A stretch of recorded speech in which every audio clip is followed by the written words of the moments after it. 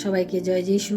আমাদের মহান প্রেমময় পিতা প্রভু যিশু খ্রিস্টের নামে আমি সবাইকে স্বাগত জানাই। আসুন আমরা যিশুকে ধন্যবাদ দিই এবং তার বাক্যের মধ্য দিয়ে যাই। আমি আজকে বিশেষ বিষয়ের উপরে কিছু বাক্য আমি ঈশ্বরের বাক্যের মধ্য দিয়ে আপনাদের সামনে তুলে ধরব, যা আমাদের প্রভু যিশু আমাদের অনেক অলৌকিক কার্য সাধন করেছেন, সেটা আমরা প্রত্যেকে জানি। সেইভাবে যে আমাদের ঈশ্বর যে অলৌকিক কার্য সাধনকারী ঈশ্বর, শুধু নতুন নিয়মে নয়, আমরা পুরাতন নিয়মেও নানানভাবে আমরা তা পেয়েছি। আমরা প্রথমে আদি পুস্তকে 1 অধ্যায় আমরা 1 পদে যখন পাঠ করি, তখন আমরা দেখি যে আদিতে ঈশ্বর আকাশমণ্ডল ও পৃথিবী নির্মাণ করলেন। অর্থাৎ তখন কিছুই ছিল না, ঘোর শূন্য ছিল, অন্ধকার ছিল, জল ছিল, জলধির উপরে ছিল। কিন্তু সেখান থেকে ঈশ্বর এই সমস্ত কিছু, এই সুন্দর জগৎ, এই সুন্দর সৃষ্টি তিনি কিন্তু তার মুখের ভাষাতে, মুখের কথাতেই তিনি সৃষ্টি করেছেন বা আমাদের সৃষ্টি করেছেন। এবং বিশেষ করে তিনি মাটি থেকে আমাদিগকে তৈরি করেছেন, মানুষকে তিনি মাটি থেকে তৈরি করেছেন, তার নিজের আপন প্রাণবায়ু ফু দিয়ে করেছেন। তাই আমরা দেখি যে আমাদের মহান ঈশ্বর, যিনি আমাদের অলৌকিক কার্য সাধন করতে সক্ষম, শুধু নতুন নিয়মে প্রভু যিশুর দ্বারা নয়, আমরা আগে থেকেই তাই দেখি। আমরা দেখি যে ঈশ্বর মসিকে দিয়ে যখন সেই লাল সমুদ্র পার করালেন, তখনও সেখানেও তিনি একটা অলৌকিক কার্য, যে সমুদ্র 2 ভাগে ভাগ হয়ে গেল এবং মানুষ তার মধ্য দিয়ে গমন করলো, আমরা দেখি। এইভাবে বিভিন্ন কাজ তিনি সাধন করেছেন। আমি আজকে নতুন নিয়মের কিছু ঈশ্বরের বাক্য আমি আপনাদের সামনে তুলে ধরব। তা হচ্ছে মথি লিখিত সুসমাচার, তার 8 অধ্যায় 8 থেকে 10 পদ, আমি 8 পদ এবং 10 পদ আমি পাঠ করছি। শতপতি উত্তর করিলেন, হে প্রভু, আমি এমন যোগ্য নই যে আপনি আমার ছাদের নিচে আইসেন, কেবল বাক্যে বলুন, তাহাতেই আমার দাস সুস্থ হইবে। 10 পদে আছে, এই কথা শুনিয়া যিশু আশ্চর্য জ্ঞান করিলেন এবং যাহারা পশ্চাৎ আসিতেছিল তাহাদিগকে কহিলেন, আমি তোমাদিগকে সত্য সত্য বলিতেছি, ইসরায়েলের মধ্যে কাহারও এত বড় বিশ্বাস দেখিতে পাই নাই। অর্থাৎ আমরা যে শতপতির কথা আমরা প্রত্যেকে জানি, প্রত্যেকে পড়েছি। সেই শতপতি তার নিজের দাসের জন্য প্রভুর কাছে ছুটে এসেছিল, যে প্রভু যদি তার দাসের জন্য যদি কিছু প্রার্থনা করে দেন, বা তার দাসের জন্য সুস্থতার প্রয়োজন আছে, তাই তিনি তার কাছে, প্রভু যিশুর কাছে এসেছিলেন শতপতি।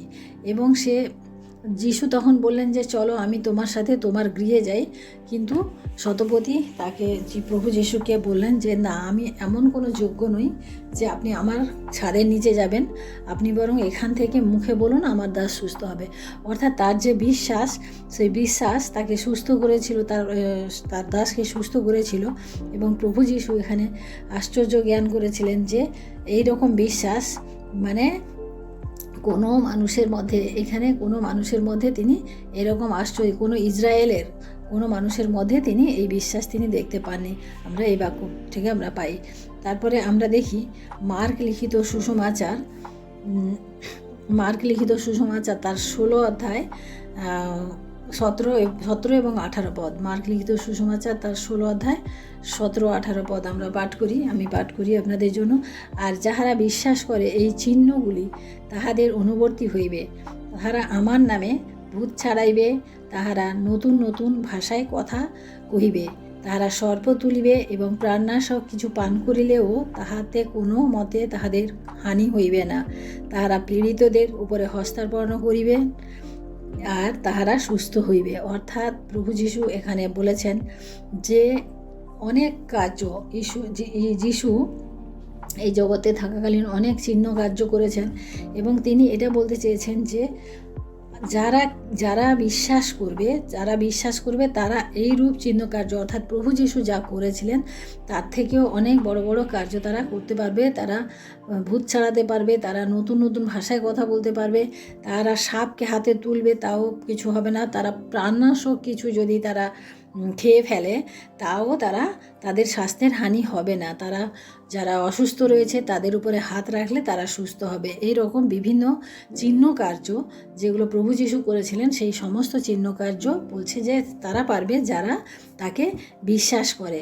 অর্থাৎ আমরা যদি প্রভু যীশুকে আমাদের মুক্তিদাতা হিসাবে আমরা যদি গ্রহণ করে থাকি, তাহলে আমাদের প্রভু যীশুকে উপরে আমাদের বিশ্বাস রাখা দরকার। আমরা 9 অধ্যায় মার্ক লিখিত সুসমাচার 9 অধ্যায় তার 23 পদ আমি পাঠ করি আপনাদের জন্য। এখানে বাক্য বলে, যীশু তাহাকে কহিলেন, যদি পারেন, যে বিশ্বাস করে তাহার পক্ষে সকলই সাধ্য। অর্থাৎ যীশু এখানে বলছেন যে যারা বিশ্বাস করে, যে বিশ্বাস করে, মানে কোনো এমন কেউ পার্টিকুলার না যে প্রচুর ধার্মিক লোক বিশ্বাস করবে, ওই করবে না, সেরকম না। কিন্তু এখানে বলা হচ্ছে যে বিশ্বাস করবে সে কি বলছে, যে সে সমস্ত কিছু করতে পারবে, তার কাছে সমস্ত কিছু পাওয়ার দেওয়া থাকবে। আমরা গীত সংগীতা তার 103-এর 2 এবং 3 পদ আমি পাঠ করছি। গীত সংগীতা 103-এর 2 এবং 3 পদ। এখানে ঈশ্বরের বাক্য বলে, হে আমার প্রাণ, সদাপ্রভুর ধন্যবাদ করো, তাহার সকল উপকার ভুলিয়া যাইও না। তিনি তোমার সমস্ত অধর্ম ক্ষমা করেন, তোমার সমস্ত রোগের প্রতিকার করেন। অর্থাৎ আমাদের ঈশ্বর আমাদের সমস্ত কিছু, আমাদের কোনো কিছু ধরে রাখেন না, আমাদের সমস্ত কিছু তিনি ক্ষমা করে দেন। এবং তিনি কি বলছেন, যে এখানে সমস্ত রোগের প্রতিকার করার ক্ষমতা কার রয়েছে? আমাদের প্রভু যীশু রয়েছে। তাই আমরা সেই মহান ঈশ্বরের যে অলৌকিক কার্যসাধন ক্ষমতা, সেই কার্যসাধন ক্ষমতা যদি আমরাও পেতে চাই, তাহলে আমাদেরকে কি করতে হবে? আমাদের ঈশ্বরের প্রতি আমাদেরকে বিশ্বাস রাখতে হবে, আমরা বিশ্বস্তভাবে আমাদেরকে জীবনযাপন করতে হবে। এবং আমরা প্রভু যীশুর সহিত আমাদের জীবন, অর্থাৎ তিনি যেভাবে আমাদেরকে বলেছেন, যেভাবে করতে বলেছেন, আমরা যেন সেইভাবে আমরা করি। তাই আসুন আমরা যাত্রা পুস্তক তার 15 অধ্যায় আমি 26 পদ পাঠ করি। এখানে ঈশ্বরের বাক্য বলে যে, তুমি যদি আপন ঈশ্বর সদাপ্রভু রবে মনোযোগ করো, তাহার দৃষ্টিতে যাহা ন্যায্য তাহাই করো, তাহার আজ্ঞাতে কর্ণ দেয় ও তাহার বিধি সকল পালন করো, তবে আমি মিস্রীয়দিগকে যে সকল রোগে আক্রান্ত করিলাম, সেই সকলেতে তোমাদিগকে আক্রমণ করিতে দিব না। কেননা আমি সদাপ্রভু তোমার আরোগ্যকারী। অর্থাৎ প্রভু যীশু এখানে বলছেন যে আমি তোমার আরোগ্যকারী ঈশ্বর। যদি তুমি আমার উপরে বিশ্বাস করো, যদি তুমি আমার পথে চলো, তাহলে কি বলছে, যে আমি মিস্রীয়দেরকে যে রোগ তিনি দিয়েছিলেন, যে রোগ মিস্রীয়রা যে রোগে আক্রান্ত হয়েছিল, সেই রোগ আর কখনো হবে না। কারণ মিস্রীয়দের উপরে যখন মিস্রীয়রা যিহুদি সন্তানদেরকে যখন ছাড়তে চাইছিল না, তখন কি করেছিলেন, যে তাদেরকে অনেক রকম আঘাত দেওয়া হয়েছিল, 10 রকম আঘাত দেওয়া হয়েছিল। সেই 10 রকম আঘাতে নানান ধরনের রোগ, নানান ধরনের সমস্যা তাদের সামনে রাখা হয়েছিল। এবং সেই সমস্ত থেকে তারা একদিন বুঝতে পেরেছিল যে না, যিহুদিদের যে ঈশ্বর, যিনি ঈশ্বর, তিনি সেই পরাক্রমী ঈশ্বর, তিনি সেই অলৌকিক ক্ষমতা করার ঈশ্বর। তাই আমরা দেখি যে পরবর্তী সময়ে আমরা দেখি যে যখন যিহুদিরা সেখান থেকে বেরিয়ে এসেছিল, মিশর থেকে যখন বেরিয়ে এসেছিল, তাদেরকে তারা অনেক কিছু গয়নাগাটি, অনেক কিছু দিয়ে তারা পাঠিয়েছিল। কারণ তারা বুঝেছিল যে এদের যে ঈশ্বর সেই পরাক্রমী ঈশ্বর, এবং সেই জন্য তারা এত কিছু গয়না টয়না দিয়ে পাঠিয়েছিল। আমরা গীত সংগীতা তার 105-এর আমরা 37 পদ পাঠ করলে আমরা দেখতে পাই, সেই কথাটি লেখা আছে এখানে। আমরা দেখি, পরে তিনি লোকদিগকে রৌপ্য ও স্বর্ণের সহিত বাহির করিয়া আনিলেন, তাহার গোষ্ঠীদের মধ্যে একজনও হুচট খায় নাই। অর্থাৎ মিস্রীয়দের কবল মানে মিস্রীয়দের অধীনে যারা জিহুদিরা যারা ছিলেন, সেই বিশাল বাহিনী জিহুদিদেরকে তিনি সেখান থেকে মসজিদ দ্বারা তিনি বের করে এনেছিলেন। এবং তারা যখন এসেছিল তখন তিনি বলেছিলেন, সদাপ্রভু ঈশ্বর বলেছিলেন, তোমরা যখন ওখান থেকে আসবে তখন তোমরা তাদের গয়নাগাটি সমস্ত তোমরা নিয়ে আসবে। অর্থাৎ তারা যখন নিয়ে এসেছিল তারা তো আর চুরি করে নিয়ে আসেনি, তখন তারা মিস্রীয়রা তাদেরকে দিয়েছিল এই কারণে যে তারা জানতো যে এই অলৌকিক পরাক্রমকারী ঈশ্বর সদাপ্রভু, যিনি তাদেরকে মানে এতগুলি আঘাতের মধ্য দিয়েও পুনরায় তাদেরকে বাঁচিয়ে রেখেছেন, তাদেরকে এত বড় শিক্ষার মধ্য দিয়ে তারা আসতে পেরেছে, তাই তারা সেই সমস্ত কিছু কিন্তু তারা দিয়ে দিয়েছিল। আমরা মথিলিখিত সুসমাচার তার 8 অধ্যায় আমি 16 পদ আপনাদের জন্য পাঠ করি। মথিলিখিত সুসমাচার 8 অধ্যায় 16 পদ। এখানে ঈশ্বরের বাক্য বলে, আর সন্ধ্যা হইলে লোকেরা অনেক ভূতগ্রস্তকে তাহার নিকটে আনিল, তাহাতে তিনি বাক্য দ্বারাই সেই সকল আত্মাগণকে ছাড়াইলেন এবং সকল পীড়িত লোককে সুস্থ করিলেন। প্রভু যীশু কাউকে মানে বিশেষ কাউকে সুস্থ করেননি, তিনি প্রত্যেককে, যারা তার কাছে এসেছে প্রত্যেককে তিনি সুস্থ করেছেন। অর্থাৎ এখানে আমরা দেখি যে প্রভু যীশু যখন পরিচর্যা কার্য করছিলেন তখন তার শিষ্যরা যখন মানে নানান জায়গা থেকে নানান লোককে তারা নিয়ে এসে হাজির করাতো যাতে প্রভু যীশুর কাছে তারা সুস্থতা পায়। এইভাবে একদিন সন্ধ্যেবেলা অনেক লোকরা ভূতগ্রস্ত লোককে তার কাছে নিয়ে এসেছিলেন। তিনি বাক্য দ্বারা, তিনি কেবলমাত্র মুখের বাক্য দ্বারা, কোনো মন্ত্র না, কোনো তন্ত্র না, কোনো জাদুটোনা না, কোনো কিছু না, শুধু মুখের বাক্য দ্বারা তিনি ভূত ছাড়িয়েছিলেন। এবং সেই সকল পীড়িত লোককে, তার সঙ্গে যত পীড়িত লোক ছিল সবাইকে তিনি সুস্থ করেছিলেন। আমরা দেখি যে এইভাবে প্রভু যীশু এই জগতে যতদিন ছিলেন তিনি কিন্তু অনেক অলৌকিক কার্য তিনি সাধন করেছেন। আমরা যোহন লিখিত সুসমাচার তার 14 অধ্যায় 12 পদে আমরা দেখি, এখানে ঈশ্বরের বাক্য বলে, সত্য সত্য আমি তোমাদিগকে বলিতেছি, যে আমাতে বিশ্বাস করে, আমি যে সকল কার্য করিতেছি সেও করিবে, এমনকি এ সকল হইতেও অনেক বড় বড় কার্য করিবে, কেননা আমি পিতার নিকটে যাইতেছি। অর্থাৎ প্রভু যীশু যখন পিতার নিকটে এই জগৎ ছেড়ে চলে গেলেন, তিনি তখন তার শিষ্যদেরকে এই কথা বলে গেছিলেন যে কেহ আমাকে আমার উপরে বিশ্বাস করে, আমি যে সকল কার্য করছি, যে সকল অদ্ভুত কার্য করে গেলাম, এর থেকেও তারা অনেক বড় বড় কার্য সাধন করতে পারবে। তাই আমরাও আজকে যদি প্রভু যীশুর উপরে আমাদের আস্থা রাখি, আমাদের বিশ্বাস রাখি, তাহলে আমরাও একদিন সমস্ত কিছু করতে পারবো। আমি যাকবের পুস্তক তার 5 অধ্যায় আমি 14 পদ পাঠ করি আপনাদের জন্য। এখানে ঈশ্বরের বাক্য বলে, তোমাদের মধ্যে কেহ কি রোগগ্রস্ত, সে মণ্ডলীর প্রাচীনবর্গকে আহ্বান করুক এবং তাহারা প্রভুর নামে তাহাকে তৈলাভিষিক্ত করিয়া তাহার উপরে প্রার্থনা করুক। অর্থাৎ এখানে বলা হচ্ছে যে প্রভু যীশু যখন তিনি চলে গেলেন মানে এই নয় যে তিনি আর কেউ কোনো কার্য করতে পারবে না, তিনি কিন্তু মণ্ডলীকে সেই ক্ষমতা দিয়ে গেছিলেন। যেহেতু মণ্ডলী হচ্ছে তার শিষ্যরা, তাই তাদেরকে তিনি ক্ষমতা দিয়ে গেছিলেন। অর্থাৎ যদি কারোর প্রয়োজন হয়, যদি কারোর দরকার হয়, অসুস্থ থাকে, সে মণ্ডলীর কাছে যাক এবং সেখানে তাদের তৈলাভিষিক্ত করে তারা যদি প্রার্থনা করে তাহলে তিনি সুস্থ করে দেবেন, এই কথা তিনি বলে গেছেন।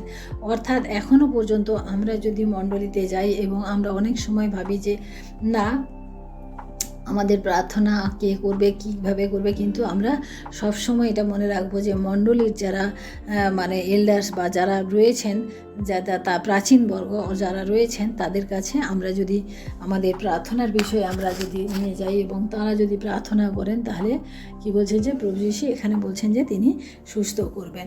আমি লাস্টে আরেকটি বাক্য পাঠ করে আমি শেষ করি। আমি আজকে লুক লিখিত সুসমাচার তার 8 অধ্যায় 43 এবং 44 পদ আমি আপনাদের জন্য পাঠ করছি। এখানে ঈশ্বরের বাক্য বলে, আর একটি স্ত্রীলোক যে 12 বৎসর অবধি প্রদরোগগ্রস্ত হইয়াছিল, যে চিকিৎসকদের পিছনে সর্বস্ব ব্যয় করিয়াও কাহারও দ্বারা সুস্থ হইতে পারে নাই, সে পশ্চাৎ দিকে আসিয়া তাহার বস্ত্রের থো স্পর্শ করিল এবং তৎক্ষণাৎ তাহার রক্তস্রাব বন্ধ হইল। অর্থাৎ আমরা দেখি যে 12 বছর প্রদরগ্রস্ত মহিলা, আমরা তাকে জানি যে তার সম্বন্ধে আমরা প্রত্যেকে পড়েছি।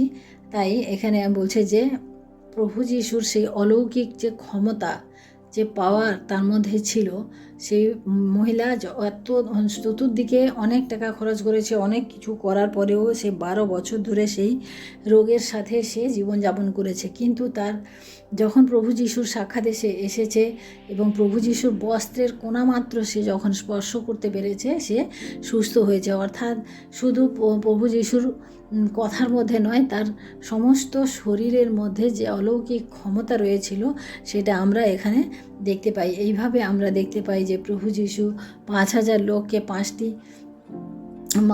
5টি রুটি এবং 2টি মাছ দিয়ে তিনি খাইয়েছিলেন এবং 38 বছরের রোগীকে 38 বছর রোগীকে তিনি সুস্থ করেছিলেন। এইভাবে আবার এটাও দেখি যে তিনি ওই খাটের মধ্যে দিয়ে যে রোগীকে ছাদ কাটিয়ে তার সামনে রাখা হয়েছিল, সেই রোগীকেও তিনি মুখের কথাতে সুস্থ করেছিলেন। অর্থাৎ প্রভু যিশুর এইভাবে নানান বহুত অলৌকিক কার্য রয়েছে, যা আমরা প্রত্যেকে পড়েছি। তাই আসুন আমরা আজকে সেই অলৌকিক কার্য সাধনের আগে আমাদের জীবনে আমাদের বিশ্বাসকে আমরা আরও দৃঢ় করি। এবং আমি আরও কয়েকটি পয়েন্ট আপনাদের সামনে তুলে ধরব, যা আমাদের করা উচিত না। আমরা বাক্যকে কখনো অবিশ্বাস করব না, আমরা ঘৃণা করব না অন্যকে, সে যেমনই হোক না কেন কাউকে আমরা ঘৃণা করব না। কারণ প্রভুর শেখানো প্রার্থনায় বলে যে আমাদের আপন অপরাধীদিগকে ক্ষমা করো। অর্থাৎ আমরা কাউকে যেন ঘৃণা না করি। আত্মিক লোকের বিরুদ্ধে কখনো কথা বলবো না, কারণ আত্মিক লোকের বিরুদ্ধে কথা বলা মানে পবিত্র আত্মার বিরুদ্ধে কথা বলা। আমরা কখনো মিথ্যা বলবো না, আমরা অন্যকে দোষারোপ করব না, হিংসা করব না, কাউকে নিয়ে উপহাস করব না, ঈশ্বরের অবাধ্য হব না এবং শয়তানের কথা শুনে চলব না এবং কারুর বিরুদ্ধে আমরা অভিযোগ করব না। এই পয়েন্টগুলি যদি আমরা মনে রাখতে পারি, তাহলে আমরাও অনেক বড় অসাধ্য সাধন করতে পারবো এবং প্রভু যিশুর উপরে, ঈশ্বরের বাক্যের উপরে আমরা যেন ভরসা করে চলি। আসুন আমরা আজকে প্রার্থনা করি। ধন্যবাদ মহান প্রেমময় পিতা, তোমার মহানামের ধন্যবাদ প্রশংসা করি প্রভু। আজকের এই সুন্দর সময় আরেকটিবার প্রভু তোমার বাক্যপাঠের মধ্য দিয়ে প্রভু আমরা বুঝতে পেরেছি প্রভু যে তোমার সেই অলৌকিক কার্য সাধন ক্ষমতায় প্রভু তুমি তোমার শিষ্যদেরকে, তোমার মণ্ডলীকে তুমি দিয়ে গেছো প্রভু, যারা তোমাতে বিশ্বাস করে। তুমি বলেছো যারা আমাকে বিশ্বাস করে, যারা আমার পথে চলে। অর্থাৎ প্রভু প্রত্যেকে, তুমি এমন কোনো মানুষকে তুমি আলাদা করে যাওনি প্রভু, কিন্তু তুমি প্রত্যেকের জন্য তুমি তোমার সে নির্দেশ তুমি দিয়ে গেছো যে যারা তোমাকে বিশ্বাস করবে তারাও সেই সমস্ত অলৌকিক কার্য সাধন করতে পারবে। তাই তুমি ধন্যবাদ করি প্রভু গো আজকের এই সুন্দর সময় প্রভু। আরেকটিবার প্রভু আমি তোমার কাছে বিনতি প্রার্থনা করি প্রভু, আমাদের সমস্ত পাপ সমস্ত অপরাধ তুমি ক্ষমা করো। আর একটিবার সুযোগ করে দাও প্রভু, আমরা যেন তোমাকে বিশ্বাস করে ভরসা করে চলতে পারি। ধন্যবাদ মহিমা গৌরব প্রশংসা তোমাকে দিয়ে এই বিনতি প্রার্থনা চাই আমাদের মুক্তিদাতা ত্রাণকর্তা প্রভু যীশু খ্রিস্ট তোমারই নামে, আমেন। সবাইকে জয় যীশু। সবাই ভালো থাকবেন, সুস্থ থাকবেন। জয় যীশু।